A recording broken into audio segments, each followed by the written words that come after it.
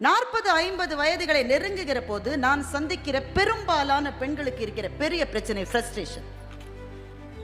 ஏன்னா பிள்ளைகளுக்காக பிள்ளைங்க கிளம்பி போயிட்டாங்க, கணவரோட பேசிய பழக்கம் இல்லாம ஆயிடுச்சு, என்ன பேசுறதுன்னு தெரியல, ரெண்டும் அப்படியே உட்காந்து பேசுவதற்கே வார்த்தைகள் இல்லை.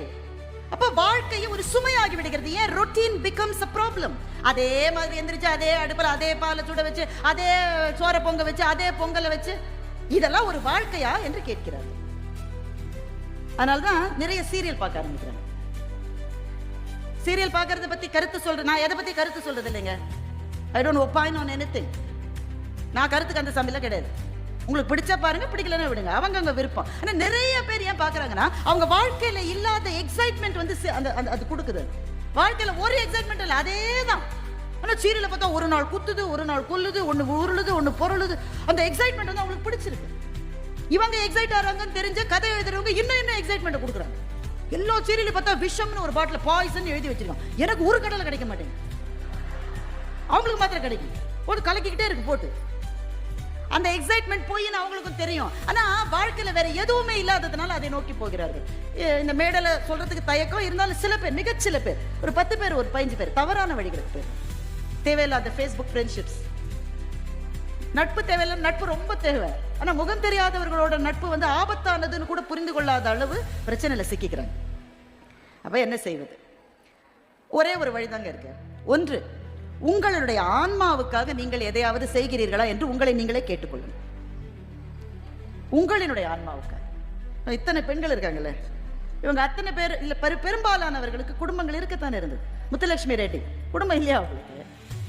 திருமணம் ஆவதற்கு முன்னே கணவர் சுந்தரா ரெட்டியை பார்த்து சொன்னார், 29 வயசு முத்துலட்சுமி ரெட்டிக்கு திருமணம் ஆற போது. அந்த காலத்துல நீங்க நினைக்க முடியுமா 10 வயசுல கல்யாணம் ஆகலன்னா இன்னுமா உங்க வீட்டு பொண்ணுக்கு கல்யாணம் ஆகல என்று கேட்ட காலகட்டத்தில் 29 வயது முத்துலட்சுமி அவர்களை சுந்தரா ரெட்டி வந்து கேட்கிறார், நான் உன்னை கல்யாணம் பண்ண 2 கண்டிஷன். அவ்வளோ வயசு காத்திருந்தவர்கள் யாராவது ஒருத்தர் வந்தா வீட்டுல கல்யாணம் பண்ணி கொடுத்துட்டு தானே பார்ப்பாங்க. ஆனா முத்துலட்சுமி சொல்கிறார் 2 கண்டிஷன். ஒன்னு, உங்களுக்கு சமமாக என்னை நீங்கள் நடத்த வேண்டும். 2வது, என்னுடைய வாழ்க்கை சமூக பணியை சார்ந்துதான் இருக்கும், அதற்கு நீங்கள் தடை விதிக்க கூடாது. இதை முத்துலட்சுமி ரெட்டி எழுதியிருக்காங்க, நான் சொல்லல. போய் படிச்சு பாருங்க அவங்க வாழ்க்கை வரலாற்று. அவர்கள் வாழ்க்கை அப்படித்தான் வாழ்ந்தார்கள். எனவே நீங்கள் உங்கள் ஆன்மாவுக்காக எதையாவது செய்கிறீர்களா? ஒருத்தருக்கு கோலம் போட பிடிக்கும், படம் வரைய பிடிக்கும், தோழிகளோடு சேர்ந்து வெளியே போவது பிடிக்கும், கோவில்களுக்கு போக பிடிக்கும். ஒவ்வொருவருக்கும் ஒரு திறமை இருக்கிறது, ஒரு ஆர்வம் இருக்கிறது. அதை நீங்கள் அதற்காக என்ன நேரத்தை செலவிட்டு, எங்க வீட்டுல நேரமே கிடைக்காது, வீட்டுக்காரர் வேலை செய்ய சொல்லுங்க, செய்வாங்க. செய்ய மாட்டாங்களோ அப்படின்னு நீங்க பயப்படுறதுனால அவங்க நல்ல சௌரியமா இருக்காங்க. இது இருவரும் சேர்ந்து பயணம் செய்ய வேண்டிய பாதை தோழிகளே. எனவே உங்கள் மனதுக்கு உகந்ததை நீங்கள் செய்தால்தான் உங்களினுடைய ஆன்மா மலர்ச்சியோடு விளங்கும். அந்த மலர்ச்சி இல்லைன்னு வச்சுக்கோங்களேன், அந்த ஃப்ரஸ்ட்ரேஷனை நீங்க உங்க வீட்டுக்காரத்தை தான் காமிப்பீங்க. அதனால தான் அவர் சொல்றாரு, கல்யாணம் ஆனப்போ கோவில்ல இருந்த அம்பிகை சிலை மாதிரி இருந்தா, அப்ப இப்போ வாசல்ல இருக்கிற துவாரபாலக மாதிரி ஆயிட்டாங்க. ஆனா உங்களுக்கு ஒன்று தெரியுமா? வாசலிலே இருக்கிற துவாரபாலகையிடமும் அதே தெய்வம் தான் குடியிருக்கிறது. அதுவும் தெய்வம் தானங்க.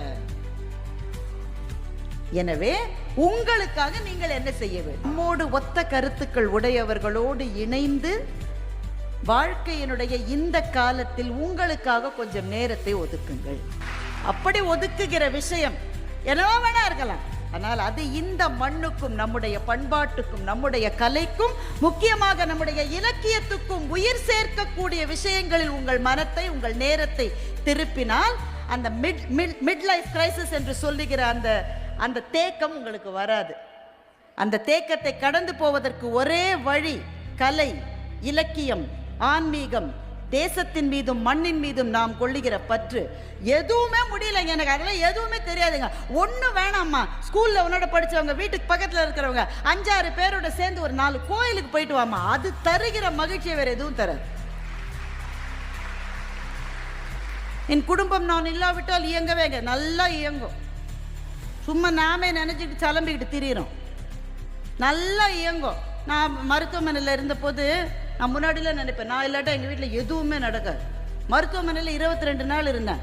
அதோட நான் நினைப்பேன், என்னுடைய அலுவலகம் நான் இல்லாவிட்டால் பொல பொல பொலவென்று கொட்டிவிடும். ஒன்றும் இல்லை, நல்லா இருந்தேன். எனவே அது நடக்கிறபடி நடக்கும். நாம் தான் நடத்துகிறோம் என்று நினைப்பது கோபுரத்தை பொம்மைகள் தாங்குவதற்கு ஒப்பானது.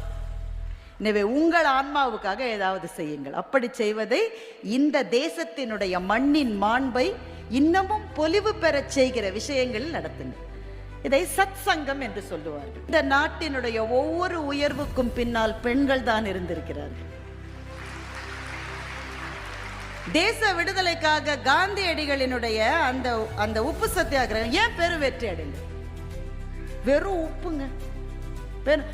தேச விடுதலைக்காக பாராட்டிய சுபாஷ் சந்திர போஸினுடைய படம் இருக்கிறது. அவருடைய வெற்றிக்கு என்ன காரணம்? காந்தியினுடைய வெற்றிக்கு என்ன காரணம்?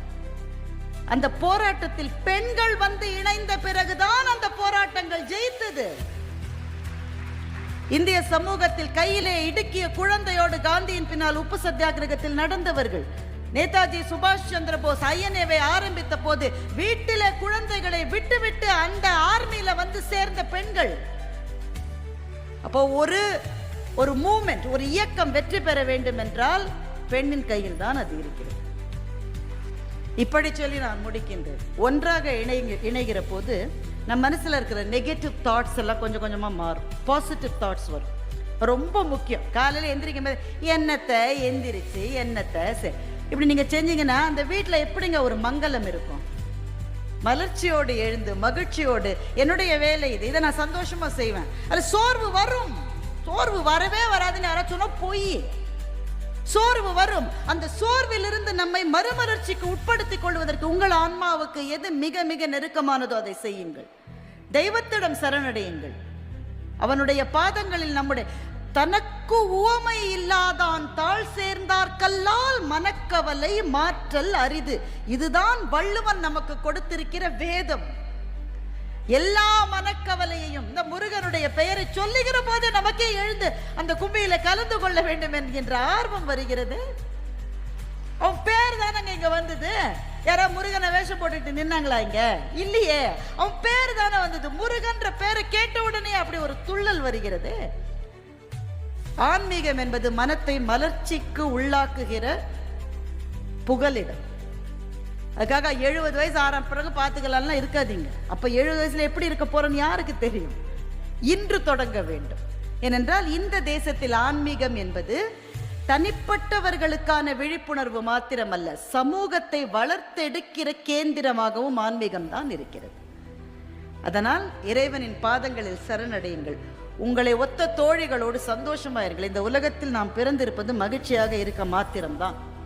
தியாகம் செய்வதற்காகவே நீங்கள் படைக்கப்பட்டிருக்கிறீர்கள் என்று யாராவது சொன்னால் இல்லை, மகிழ்ச்சியாக இருக்க நான் பிறந்திருக்கிறேன் என்று தைரியமாக பதில் சொல்லுங்கள். எங்கள் மகாகவி பாரதியும் அதைத்தான் சொன்னார். அதை சொல்லி நான் நிறைவு செய்கின்றேன். போற்றி போற்றி ஜெய ஜெய போற்றி, இப்புதுமை பெண்ணொளி வாழி பல்லாண்டிங்கு மாற்றி வையகம் புதுமையுறச் செய்து மனிதர் தம்மை அமரர்களாக்கவே ஆற்றல் கொண்ட பராசக்தி அன்னை தன் அருளினால் ஒரு கன்னிகையாகியே தேற்றி உண்மைகள் கூறிட வந்திட்டாள். செல்வங்கள் யாவற்றிலும் மேற்செல்வம் எய்தினோம் என்று சொன்னான் எங்கள் மகாகவி பாரதி. ஒவ்வொரு பெண்ணும் பராசக்தியினுடைய வடிவம். இன்னும் சொல்ல போனால் சீதையும் சூர்பனகையும் ஒவ்வொரு பெண்ணின் மனத்துக்குள்ளும் இருக்கிறாள். நீங்கள் சீதையை முன்னே கொண்டு வருகிறீர்களா, சூர்பனகையை முன்னே கொண்டு வருகிறீர்களா என்பதை வைத்துத்தான் உங்களினுடைய வாழ்க்கையின் வெற்றியும் தோல்வியும் அமையும்.